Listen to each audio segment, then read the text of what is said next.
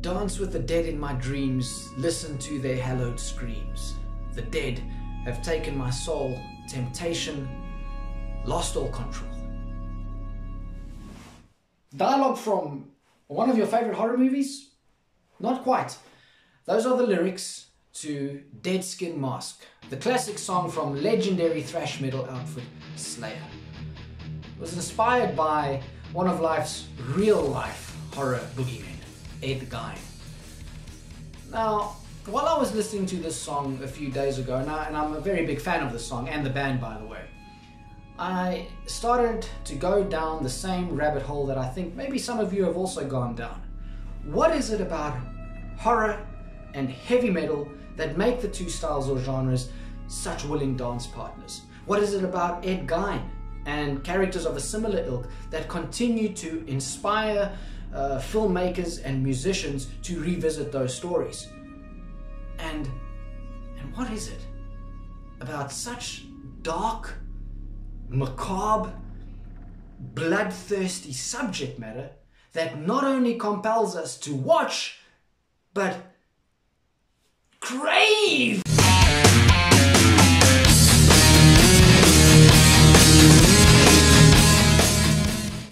Edward Theodore Gein. He has been the go-to figure for heavy metal musicians and horror movie makers since the 1960s. In fact, he is the inspiration behind some of the genre's biggest films: Psycho, The Silence of the Lambs, The Texas Chainsaw Massacre. He's also inspired a lot of music, like we know now, from Slayer, from Mudvayne, from Rob Zombie, and probably countless others too. But what exactly about Ed Gein fascinates artists? What draws them to his story? Well, one aspect, I think, is the macabre and gruesome nature and aesthetic of the man's crimes. Now, I don't know what you know about Ed Gein, but he was a grave robber and a murderer that was famous, or at least infamous, for making souvenirs out of the skin and bones of his victims. Very, very gruesome stuff. But I think that there is a deeper aspect to it. I think there's something more. When you look at Ed Gein, and a lot of murderers and serial killers for that matter, there seems to be this duality in their personalities. For example, Ed Gein was known to be mild-mannered. He was apparently very good and gentle with children and with animals. He was an avid reader. But then at the same time, he had these dark, twisted obsessions that led him to hack people up and make trinkets out of their body parts. Now, I'm not trying to make light of this. I'm not trying to be funny or anything like that. I mean, my heart goes out to any victim of violent crime. I can't even imagine the kind of horror that somebody experiences when they go through something like that. But from a storyteller's perspective, it does make for an interesting subject matter. And at the end of the day, horror and music is really all about interesting characters and interesting stories.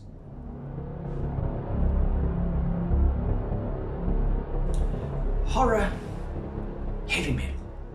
Both controversial, both shocking, both anarchistic.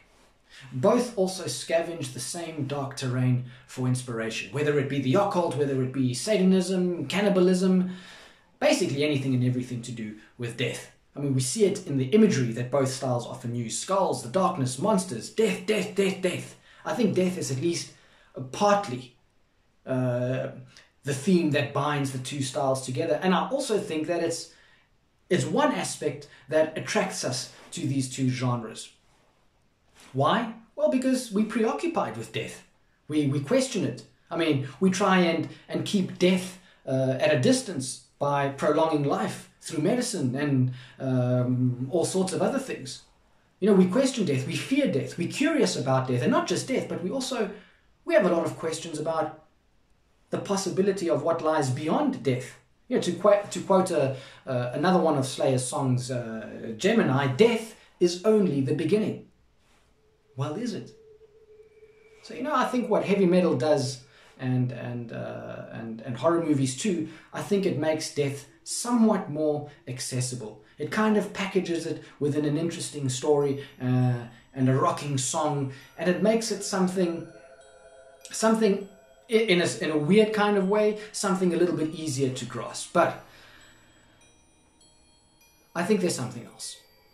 I don't think it's just death. I think there's something else. I think there's also something a little deeper, maybe even a little bit more disturbing, but no less interesting.